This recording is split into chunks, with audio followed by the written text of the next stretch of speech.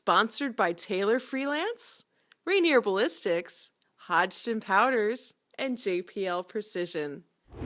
Okay, this week's episode of Power Factor, I'm joined again by Dave Jeffrey and Lynn Curry.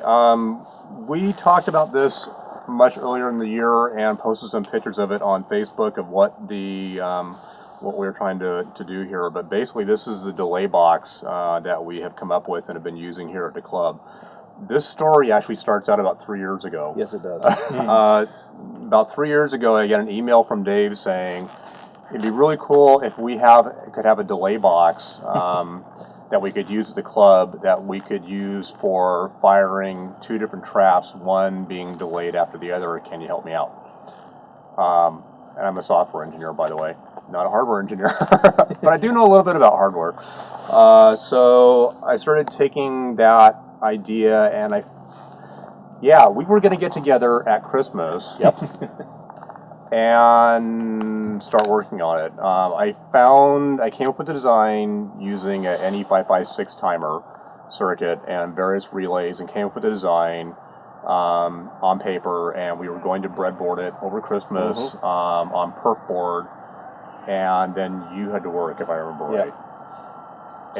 So then it got postponed, and then so we were going to do it the next year during Christmas, because usually where Dave works and where I work, they usually take roughly the 2-week block off around Christmas, which is a good opportunity to do stuff like this. So then the next year rolled around, and I had my neck surgery followed by that time. So I was kind of out of commission at that point, so that didn't work out. So next year rolled around, which was this year, and we finally got together over Christmas and did the breadboard design in your garage, and I was very surprised in that we applied power to it, and it actually worked. Yep. First time out of the box. But I also, I think it took about 6 to 8 hours to build the perf board at your place. First time, yep. And I swore that if we actually wanted to do this, there was no way in hell that I was ever going to do that again. No, a day to create one would have been ridiculous. Yeah, well, initially we thought, hey, if they're easy to make, we'll just make them on perf boards. But we realized it was not easy to make, and it was miserable, to be honest, to try to wire it. In fact, there was 2 points where I was hooking wires up, and it was literally like, I'm either going to get this, or if I miss and the soldering iron goes in the wrong place, it's all over. Yep. It was literally all or nothing. I was like, I'm going to destroy it right here, or it's going to work right here. And there were 2 instances of doing that. And every single time it's like, defusing a bomb. It's either going to blow up in my face or it's going to get defused. So after we had the first prototype done, decided there's got to be a better way of doing this. And I decided, well, okay, let's actually try laying out a board and having it manufactured. Again, I've never done that before. Nope. Never laid out a board, and even if I had laid out a board, I knew naturally nothing about how to get it manufactured. How to get it built, how to get a printed circuit board. So I started looking around for different CAD software to do circuit board layout, and found a different few that worked. They had an initial start, but then found out it didn't quite work. And then we finally came up with a design and laid the board out, and I thought, okay, great, now we've got a circuit board. How do you get a circuit board made? And I thought, well, I know back in the early days, you can, using etch and whatnot, you can use photoresistant paper, and you can make your own printed circuit boards at home. And I thought, okay, well, we might be able to do that, but it's probably going to turn out like crap, and it may not work very well. So then we started exploring having boards made for us, and found out that it can be rather expensive here in the U.S., or even if you ship it offshore, it can be very expensive. So I found a place out of China that has it done, and they turn out to be very cheap. And I thought, well, since I'd never done board layout before, I know absolutely nothing about this in terms of circuit spacing or anything like that. I didn't trust myself at all, to be honest, in the design. And I thought, I don't want to spend a whole lot of money on my first attempt to find out that, I did it wrong, and then the second attempt hopefully would get it right. So I thought, I'm going to go with the cheapest place I can possibly find. I mean, what's the worst that can go wrong? If the etching's not quite right, we at least fix that. But I really was testing my own abilities rather than testing their abilities. Surprisingly, it came out really quite well. Yes. We were very pleased with what we received. The boards were beautiful. I couldn't believe the quality that we paid or got, considering what we paid for in these. I think the yeah, it was. I mean, it was just stupidly cheap to have the boards made, and there isn't a flaw. We had 20 boards that were made, and there's not a flaw on any of the boards. There's no, misetching or any place where the etching is light. They turned out very well. So we started building boards, and Lynn was asking today about this, and I don't remember, but I think it was about 15 minutes. Is that what we came up with to actually install the components in the board? It was something close to that. Yeah, we were able to do it working as a team. Steve would do half, I'd do half, and we were turning boards out in roughly the total time, because we're doing 15 minutes for each of our two operations, two people, so basically half an hour to component out the board and solder in place. Right. Yeah, so it turned an 8-hour job into, like you're saying, about minutes. a half. Yeah, but also that 30 minutes was literally building everything. It was like, putting everything in the pot, everything in the 8 hour. We laid out all of, we had each bins for each individual component, so we had tried to do it in a fairly organized manner. Right. 2 soldering irons running, and we were able to, in one day, we cranked out 15 boards in it. Yeah, pretty close. Yeah, in fact it was, because we had spares that we built up. So basically the idea of what the delay box is for is to really simulate distance. A lot of times you want to, when throwing pairs, you have the two options of either a true pair where both birds are thrown simultaneously, or a report pair where you throw the first bird and the second bird is thrown a report, or the gun going bang. But we wanted to have basically a system where we could throw the one bird, and then based on a predetermined time or delay, it would throw the second bird. And where this can come in handy is basically shifting in position where the second bird is taken.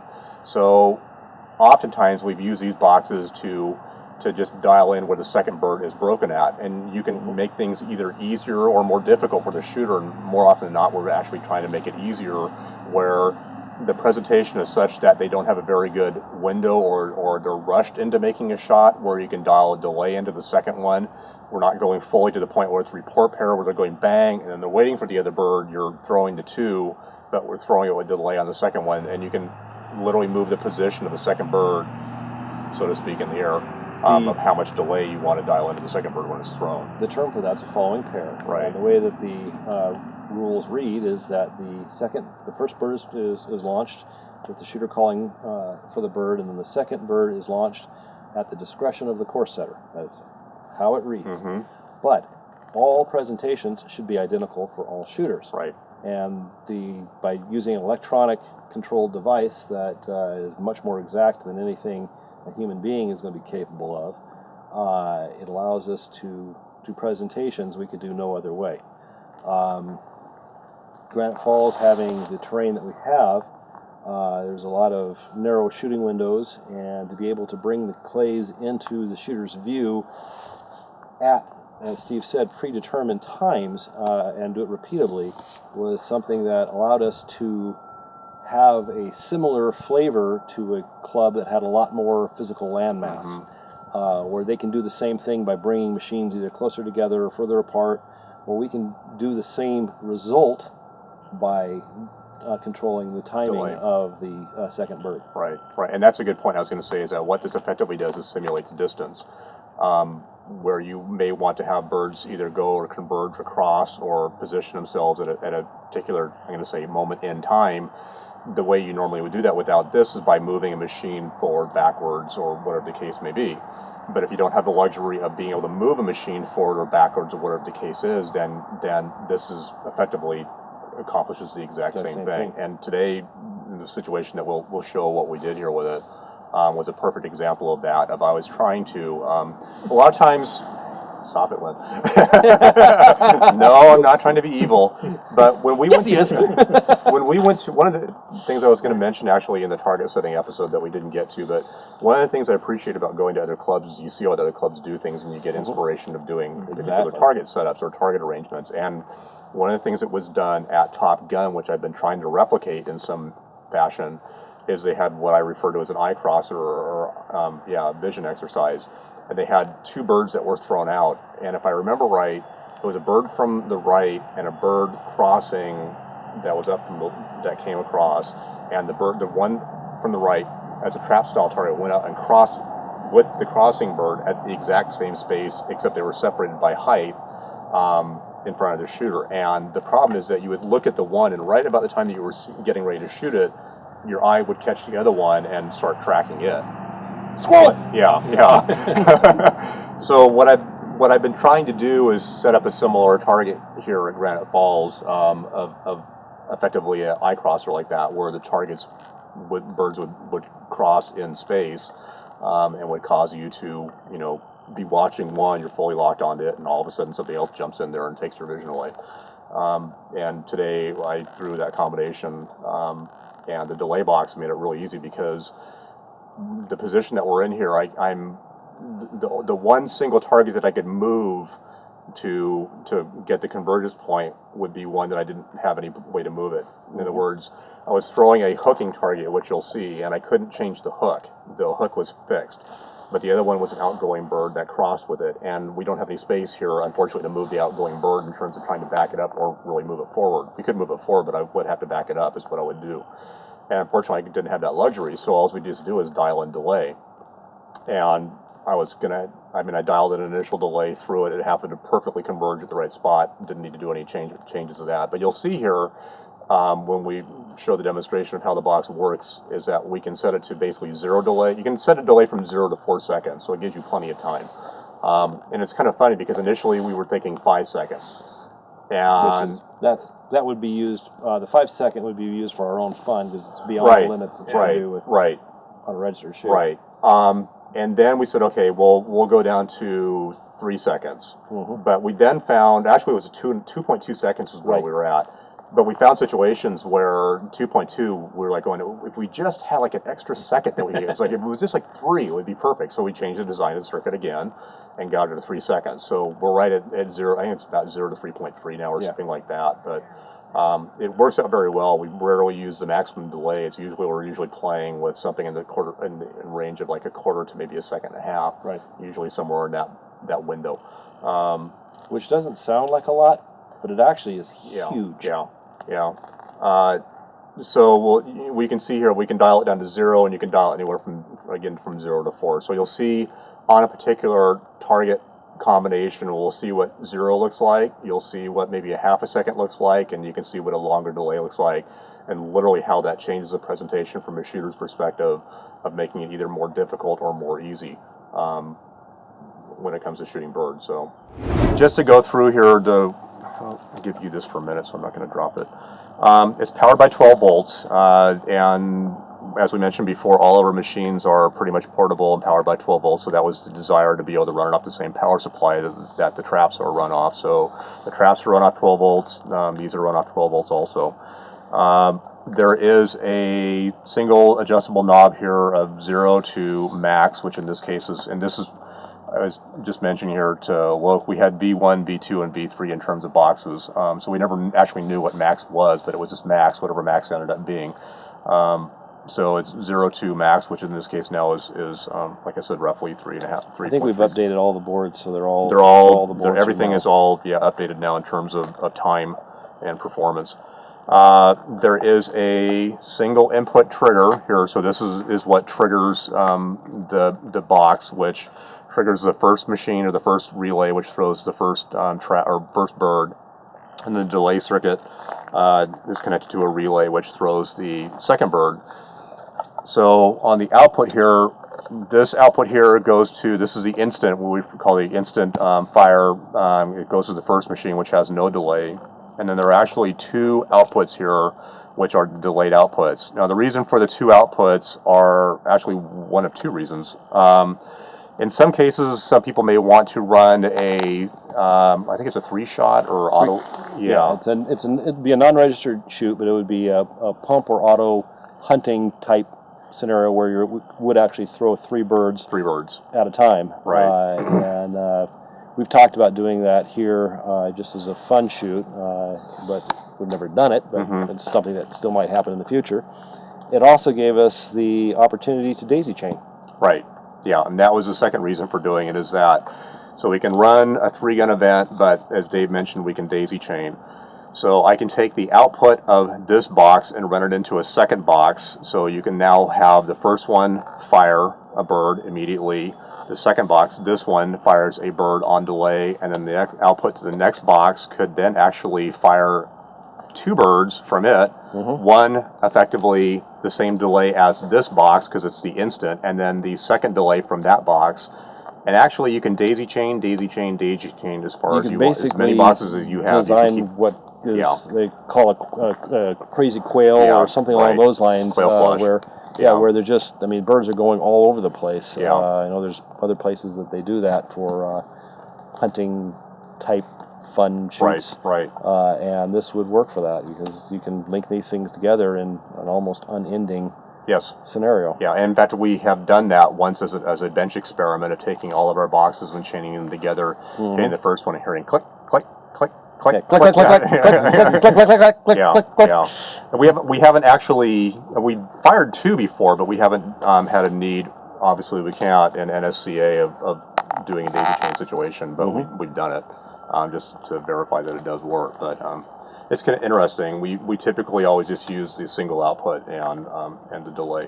For the we first do machine. daisy chain for our Saturday fun shoots. We do daisy chain 2 boxes in a different pattern, to allow 2 shooting stations from a single cage with 3 machines.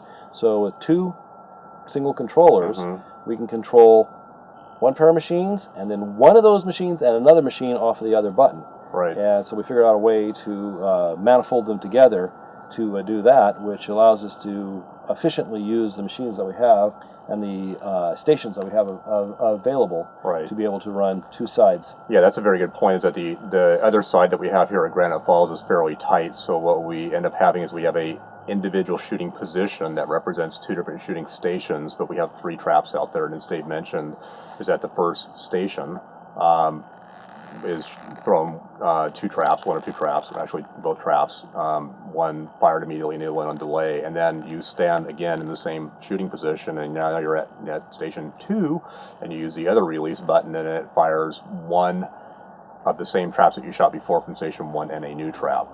But you can you can take the boxes and tie the inputs and or outputs together to accomplish that, which we've done, and we do that all the time. But it's actually made changes the delay and everything. It changes the delay, and it really makes it easy over there for setting things up. But it also has made things immensely easy for our standpoint, because before we had individual cords off all those machines, and you're standing there with 3 cords, and it's like, what do I do? We knew what to do, but when the general public comes through, they don't know how to run the different machines from the individual stations. So literally now on the card we put station A or station 1, button A, station 2, button B, and we have button A and button B, and it's very clear of what to do. Makes it very easy for anybody to just walk in and understand, what they need to do to make it work. One of the things that, just as a safety mention, that with these boxes is if the machines are plugged in and turned on, and you put power to the box, it will fire the machines the first time, because this box fires on voltage change. And so when it sees voltage change, it'll trip. And so you never want, the last thing to do is to turn the machines, the trap machines on. Have everything plugged in, the box plugged in, then turn the machines on.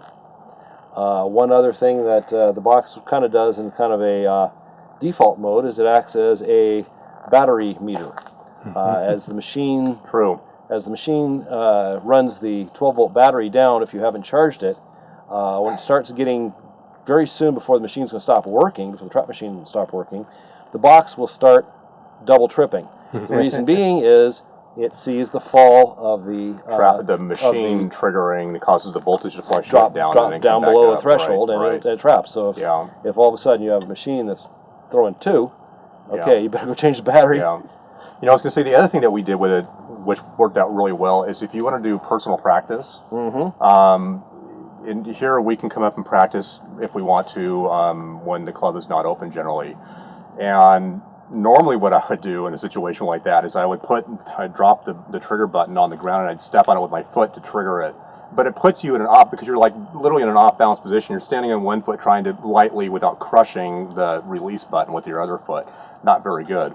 What we do is you can basically just take the box, dial it up to, like, say, 4-second delay, max delay, put the release trigger in your pocket, hit the thing, get yourself into position, you're ready to go. You got 4 seconds to get into position, and then the bird comes out and you shoot it. And that's one thing that I was like, well, this works out perfect. It did. Yeah, it was awesome. just beautiful because it's like hit the button, stand there, get in position, boom, break. As we were practicing in the lead-in to a Top Guns, Right. Steve and I were out here, and that allowed you to work on your own. Exactly. You didn't have to have somebody out here pulling for you. Right. So it was just kind of a side benefit that when we originally came up with the concept, we hadn't thought of, but it works. Yeah, it's funny that, well, I was going to say a lot of the things that we've done were forethought that we didn't even think about it. It's interesting that the way we designed it has turned out to be very beneficial for things we didn't even imagine at the time that we designed it for. So, yeah. Okay, let's go see how it plays. So this will be a demonstration here of how we can use the delay box to basically change the convergence point of these two birds in the air. So right now we have probably about a 1/4 second delay. We're firing effectively 2 birds here, a straightaway going bird and a bird that comes in from the left and kind of hooks and drops to the right. And the idea is that I wanted both birds to cross in the air, but at different heights. Unfortunately, to do that, we need to use the delay box to basically dial in that convergence point. So you'll see right now, based on this presentation here, that we have basically both birds converging, one above the other here. And let's go ahead and take a look at this and see what it looks like. Okay, here we go. So your eye was following one bird, and the other one came right through your sight picture of that bird, and unless you've got a really tight lock on it, boy, you have a tendency to go chasing after the one. Yeah. So let's go ahead and take a look at that again. Got the straight. Oh, there comes that crosser. Yeah. Okay, so let's go to, and you'll see how this works here. We're going to go to 0 delay, and you can see how that really changes the presentation here of the birds in terms of space. So go ahead and set it to 0. And here we go. Clear. So you can see now that straightaway bird is coming out much earlier than the hooking bird. So we'll go ahead and see that again. One more time. So you see you had plenty of opportunity to actually break that straightaway before the crosser came in and took your attention, as long as you took it quickly. By bringing the delay in where that straightaway bird didn't launch as early, means that crosser has a more opportunity to come into your field of view. So that was the nastiness. And less chance for you to get confused by the birds. Yeah, the crossing. That's the evil that he do. Right. So let's go ahead and let's see what like a 1 second delay looks like, roughly. It's about 1/3 of the scale. Okay. Ready? Clear? Yep. Completely different presentation. Yeah, so here you Same definitely birds. would be shooting the arcing, crossing or arcing bird first, and then the straightaway going bird second. Why don't you take it up to 2/3 scale? Okay. So now it's almost like a report pair. Exactly. Yeah. The first bird is almost in the dirt before the second bird even launches. And now we're going to go to the extreme. Take it full scale, please. Okay. And this one, the first bird will be in the dirt, and then the second bird goes. Which is where you fall asleep. That's where you. That can actually be a difficult pair. Yes. Because you're standing there waiting. You're for waiting it, for that Right. other bird, and especially if you took the first bird quickly, it messes with your mind. It can. Okay, so that does it for the delay box. If you're interested in this at all, I just say go ahead and contact us at the program. We have not, I mean, obviously we're just using these right now locally at our club. Nobody else in our group is, or I should say in the section, if that's the right name for it, is used. Region? Yeah, whatever. Yeah, is using it. But I think if it's something you're interested in or whatever, just get a hold of us and we'll work something out, so to speak. So, again, powerfactorshow@gmail.com. Facebook is facebook.com/powerfactorshow, and then there's YouTube, which you already know about. because you're watching it right now. So anyway, again, I want to thank Dave and Lynn, and also Dave especially, because it was your idea, buddy. Yeah, Lynn and I had talked about it, but yeah, We talked about it for quite a few years. quite a while. It's like, Yeah, gosh, wouldn't yeah. it be nice? Yeah, yeah, and it was interesting because we kept on, exactly, it was like, wouldn't it be nice, we'd be out here shooting and be like, it'd be really nice if we had those delay boxes, and it's like, yeah, it would be nice if we had those delay boxes right now, and this year we do. So, and I really think, in terms of making it easier for us to do things, it really has. I mean, Oh yeah. yeah, in order It's to, allowed us to have presentations we could do no other way. right, You know. right, yeah, and also to be evil and nasty, and The voodoo that he do so yeah, well. yeah, right. Okay, so again, thanks for tuning in, and we will see you next time.